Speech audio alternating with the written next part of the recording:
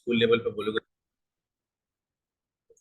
चलो, अभी हम लोग को ना एक ग्रिड डॉट जेएस नाम से मतलब बना बनाया यूटिलिटी आता है। ठीक है, उसको इस्तेमाल करने के लिए मेरे को ग्रिड डॉट सीएस फाइल चाहिए और ग्रिड डॉट जेएस फाइल चाहिए। इसको हम लोग क्या किए हैं, अपना फोल्डर में डाल लिए। ये वाला फोल्डर है, इस फोल्डर में देखिए दो नाल फाइल डाल कॉपी करके डाल दिया है। अब क्या है कि लिंक जो कि सेम फोल्डर में है, तो सेम फोल्डर है तो डायरेक्ट नाम देने से काम हो जाएगा। इसको रिलेटिव पाथ बोलते हैं। कुछ दिन बैठेंगे तो रिलेटिव और एब्सोल्यूट पाथ का कंसेप्ट समझा देंगे। बहुत इंपॉर्टेंट होता है, फुल पाथ नहीं देते हम लोग। ठीक है, रिलेटिव पाथ और फुल पाथ का इस्तेमाल करते, मतलब रिलेटिव पाथ ही इस्तेमाल किया। रिलेटिव पाथ का इस्तेमाल करने से क्या होता है ना, ये प्लेटफॉर्म इंडिपेंडेंट हो जाता है। मतलब आपका प्रोग्राम डी ड्राइव से उठ के ई ड्राइव में चल गया है तो क्या होगा, प्रॉब्लम नहीं करेगा। या फिर आपका प्रोग्राम विंडोज से उठ के लिनक्स में डाल दिए है तो भी प्रॉब्लम नहीं करेगा। क्यों? क्योंकि हम लोग जो है रिलेटिव पाथ का इस्तेमाल कर रहे हैं। तो रिलेटिव पाथ में क्या होता है कि सेम फोल्डर है तो आपको सिर्फ नाम देना है फाइल का, उतना काफी है। अब क्या है कि जेसन क्रिएट करके ग्रिड डॉट जेएस बनाने का कोशिश करते हैं। तो जेसन क्रिएट करने के लिए मेरे को एक स्क्रिप्ट ले लेते हैं। ऐसे तो हमारे पास पक्का पकाया भी है, उसका भी इस्तेमाल कर सकते हैं। तो where a is equal to roll one. हाँ हाँ हाँ, एक दो तो ही डेटा मान लेंगे। नेम एबीसी और एडीडीआर एड्रेस कर देते हैं मार्स।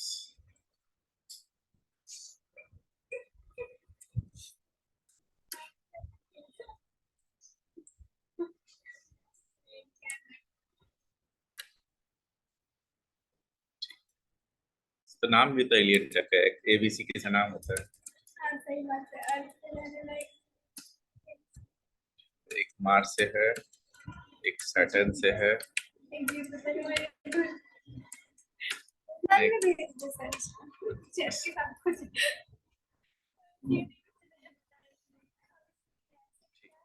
एक तो वो जुपिटर भेज देते हैं। ये मेरा तैयार हो गया है। अब मेरे को यहाँ पे एक डिव बनाना होगा, जो जिस डिव में मेरा ग्रिड क्रिएट होके आएगा। तो इसका डिव का एक आईडी दे देते हैं। ठीक है, अब हमको वो कोड चाहिए। ऐसे तो नेट से मेरा ऑलरेडी पका पका कोड तैयार है।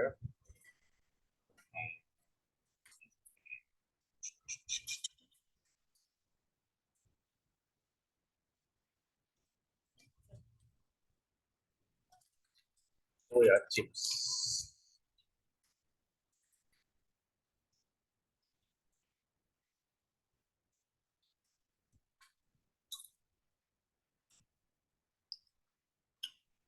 में ग्रिड भी दिया जाता है।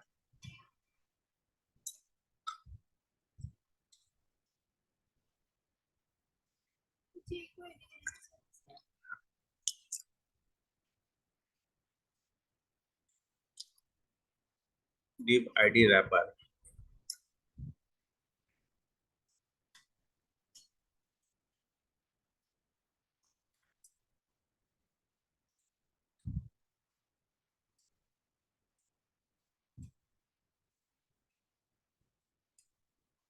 देखिए, अभी ये टीएच और इसका सीएसएस है, ये हटा देते हैं, अभी इसका जरूरत नहीं है। ठीक है, इसके बाद यहाँ पे फिक्स हेडर है। अब मेरे को सिर्फ दो ही चीज देना है, एक देना है कॉलम्स और एक देना है डेटा। तो डेटा तो ए हो गया। ठीक है, कॉलम्स हम नहीं दिए हैं। मतलब पूरा एरे को एक बार में भेज देंगे। हाँ, ठीक है। तो यहाँ पे कॉलम जनरेट हो रहा है। कॉलम्स में देखिए आईडी है, नेम है और विड्थ है। ठीक है, तो हम लोग चाहे तो इसको भी स्किप कर सकते हैं, तो अभी के लिए हम इसको स्किप कर दे रहे हैं।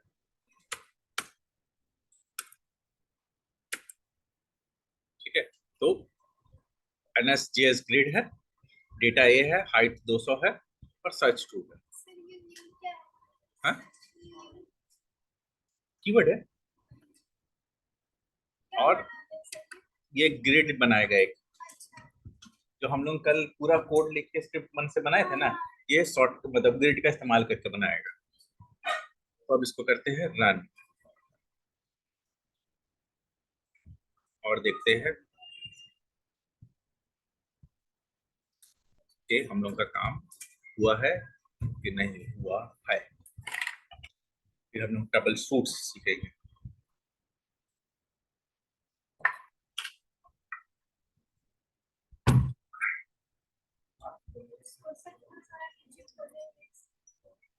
नहीं नहीं, कहाँ कुछ एक्स्ट्रा खुला हुआ है। तो नोटपैड है, क्रोम है, क्रोम भी खुला है कि नहीं, वही मतलब इसका वजह से ही हो रहा है।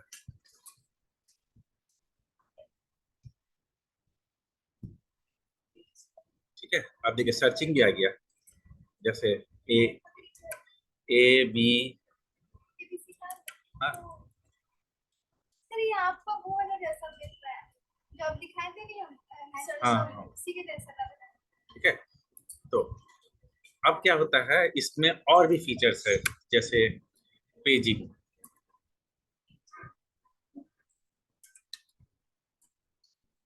पेजिंग ट्रू, ठीक है, पेजिंग ट्रू कर देंगे तो वो तो पेजिंग का ऑप्शन किसमें पेजिंग, इसको सर्च करना पड़ेगा। पेजिंग करने से थोड़ा ज्यादा डेटा चाहिए, मतलब थोड़ा डेटा में ना मजा नहीं आता है। कॉपी कीजिए ना सर इसमें। वही वही रोल नंबर बदल बदल के।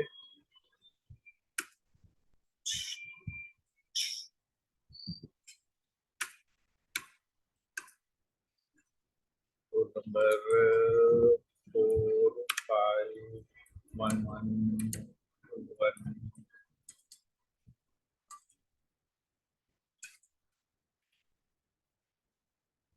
ABC1 XYZ2।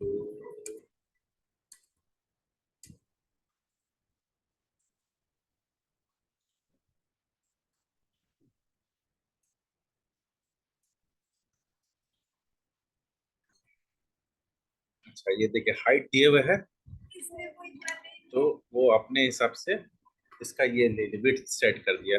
ठीक है, अब चूंकि कॉलम का विड्थ नहीं दिए हम लोग, तो वो अपने हिसाब से इसको डेटा दे रहा है। ठीक है, अगर हम कॉलम का वेट देंगे तो कॉलम का वेट के हिसाब से अपना हिसाब कर देगा। ठीक है, तो कॉलम का वेट भी दे देते हैं। ठीक है, तो कॉलम का वेट देने के लिए मेरे को क्या करना होगा, ये तीनों रो का ये बनाना होगा। तो इसका डेटा हम लोग यहाँ से कॉपी कर लेते हैं। ये है स्टाइल देने का इसमें तरीका।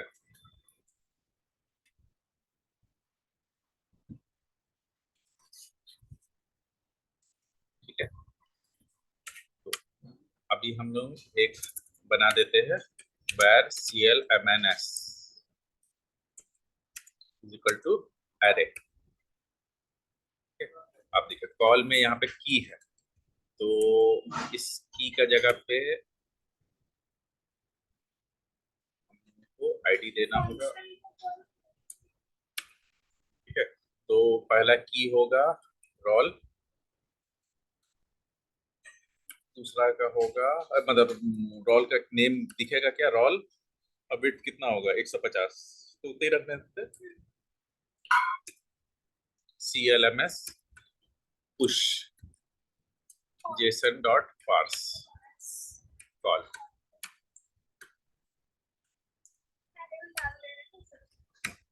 अरे बनाते जा रहे हैं। फिर एक तो नेम का बन गया, रोल का बन गया, उसी तरह से नेम का, एड्रेस का। तो नेम का है नेम, नेम में आएगा स्टूडेंट नेम, और वेट इसका रहेगा 250, और रोल का रहेगा ADDR, नेम रहेगा एड्रेस, और वेट रहेगा इसका 350 बड़ा। ठीक है, और यहाँ पे हम कॉलम्स को करके रखे थे कमेंट, यहाँ पे कॉलम्स पास कर देते थे। कॉलम्स का वेरिएबल का नाम क्या है, CLMNS। तो अब हम लोग यहाँ चलेंगे तो देखेंगे ये आपके देखिए अपने हिसाब से देखिए छोटा बड़ा बड़ा और ये कर दिया है। अब इसमें पेजिंग कैसे करेंगे, तो इसको सर्च कर लेते हैं नेट से कि ग्रिड डॉट जेएस पेजिंग। चल रहे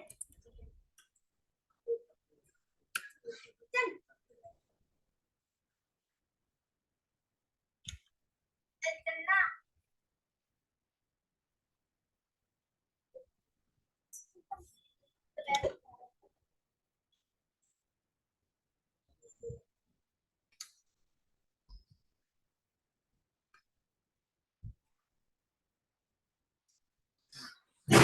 वो पेजिनेशन ट्रू करना होगा मेरे को इसके लिए।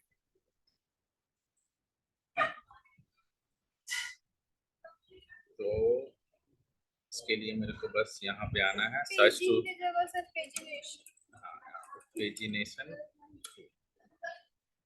इवन हम लोग ये भी दे सकते हैं कि पहला पेज दूसरा पेज, ठीक है। इवन हम लोग ये भी दे सकते हैं कि एक पेज में कितना डेटा आएगा। तो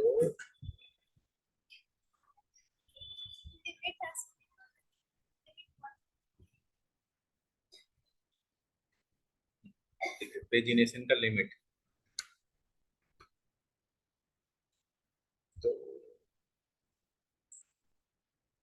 ठीक है उसमें और ऑप्शंस होगा, इसीलिए एरे बनाने का मतलब वो ये बनाने का दिया है। तो पेजिनेशन ट्रू करने की जगह पे ऐसे करेंगे और यहाँ पे कर देंगे लिमिट 1 नहीं 5, कि एक में 5 से ज्यादा नहीं आएगा। तो हम देखेंगे 4 आ रहा है ना। नीचे भी होगा ना सर। अभी चूंकि हाइट कम रखे हमने 200 रखे हैं, इसका हाइट 300 रखते हैं, ठीक है। तो जूम 100% है। तो देखिए एक में 5 आ रहा है। मॉर्निंग में हो जाएगा मेरा। मॉर्निंग में कितना बजे? 8 बजे से स्टार्ट है ना। हाँ 8 बजे से। आप कौन बता रही है आपको? Sorry? कौन बता रही है? तबस्सुम बता रही है ना। हाँ। हाँ वो सुबह भी आती है। ओके। तो आप 8 बजे एग्जैक्ट नहीं आइएगा, थोड़ा लेट हो जाता है, 8:15 तक आ जाइएगा। हाँ 9 मतलब 9:30 के जस्ट बाद छोड़ देगा। 10 नहीं बजेगा, 9:30। ट्रेन में डेली अप डाउन करना पड़ता है, कुछ काम है मेरा। अच्छा अच्छा अच्छा, ठीक है। आप सुबह 8 बजे 8:05 8:10 तक आ जाइए। और ये बोलो तो ना 1 महीना के अंदर मेरा कंप्लीट करा दीजिए, इसलिए वो एकदम हो जाएगा, उसका टेंशन मत लीजिए। ये जो मेन जो है ना अभी सॉल्व है वही सब आपको समझा देगी बस। ठीक ठीक ठीक, ठीक है ना। पूरा कंप्लीट हो जाएगा। और नंबर करा दीजिए। ठीक, ये देखिए पेजिंग हो गया। इवन आप लोग चाहे तो इसमें सॉर्टिंग भी इनेबल कर सकते हैं, ठीक है। सॉर्टिंग इनेबल करने के लिए मेरे को क्या करना होगा, डेफिनेशन हो गया, सर्च हो गया, ये देखिए सॉर्टिंग। तो सॉर्टिंग के लिए बस सॉर्ट ट्रू लिख देना है। तो इससे सर क्या इसमें होगा, करना वही है ना कि वो दोनों को बस इसमें लिंक मतलब कि दोनों फाइल को ले लेंगे और ये वाला फंक्शन बना। आप देखिए सॉर्ट ट्रू होगा। तो देखिए ये रोल के नीचे देखिए आ गया। अब इसको क्लिक करेंगे।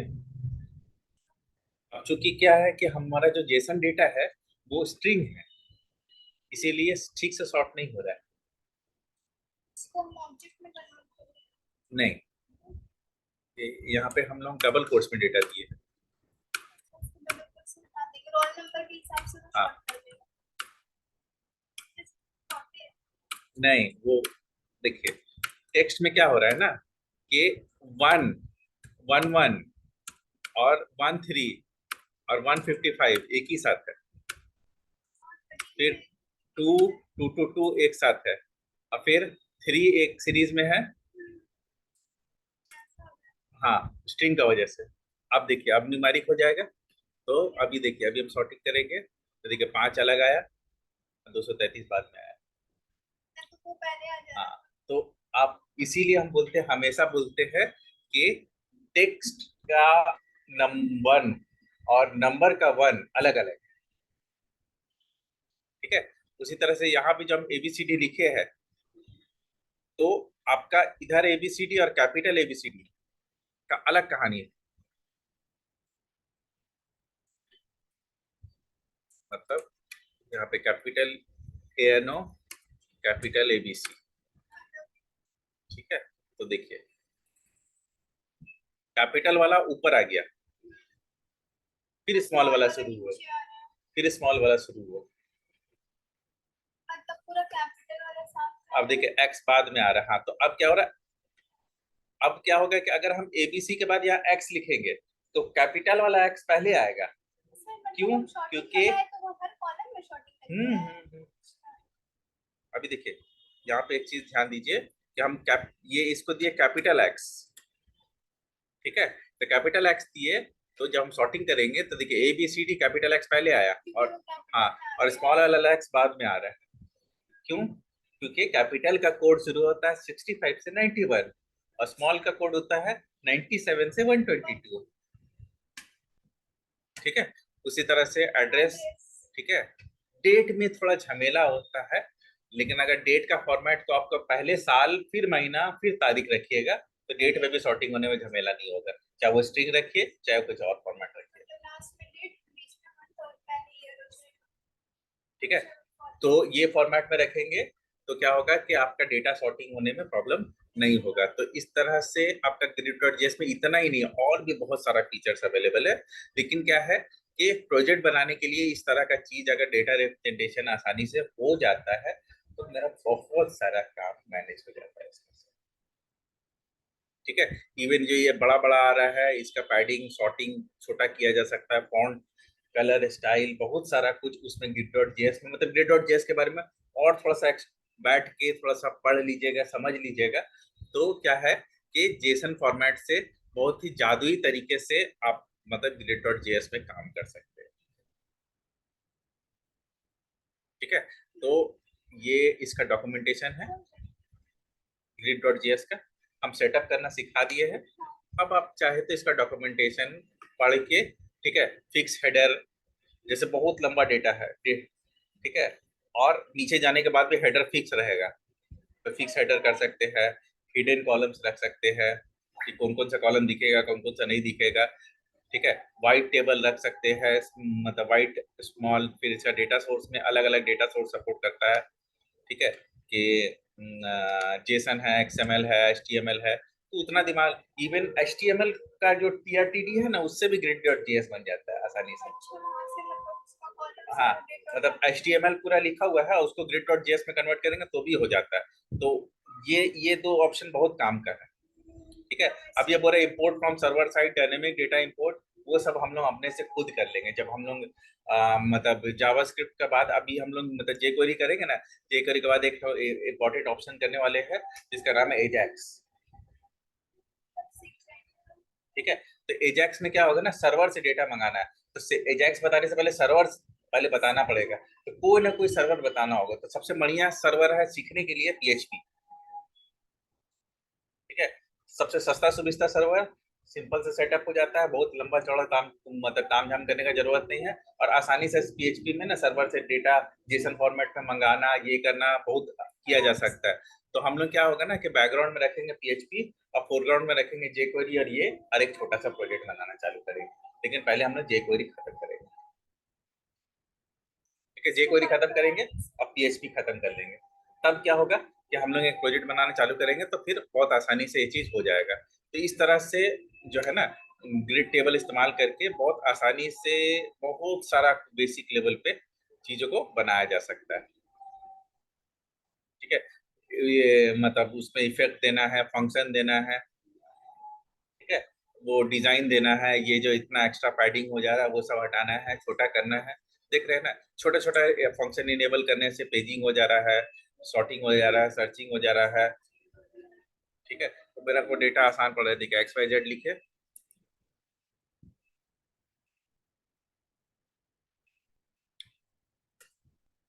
अच्छा, एड्रेस में आता है सर।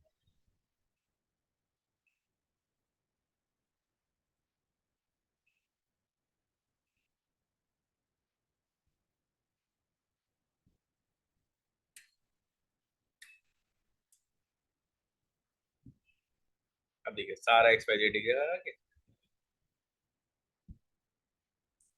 ठीक है, तो इस तरह से अलग अलग लेवल पे, मतलब इनिशियल छोटा प्रोजेक्ट बना रहे हैं और आपके पास कम रिसोर्सेस अवेलेबल है, तो grid.js इस्तेमाल करके आसानी से किया जा सकता है। ठीक है, नेक्स्ट क्लास हम सोच रहे हैं ना, जेसन ऑलरेडी सब कुछ किया हुआ है, नेक्स्ट क्लास हम लोग ना चार्ट जेएस कर लेते हैं। चार्ट क्रिएट करना, लाइन ग्राफ, बार ग्राफ, क्या बोलते हैं ये करना, तो क्या होगा ना जेसन का और यूटिलिटी हो जाएगा।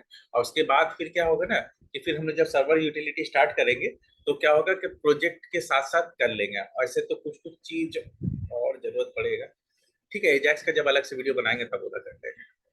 तो इस तरह से आसानी से आपका बहुत सारा टास्क इसी से हो जाएगा।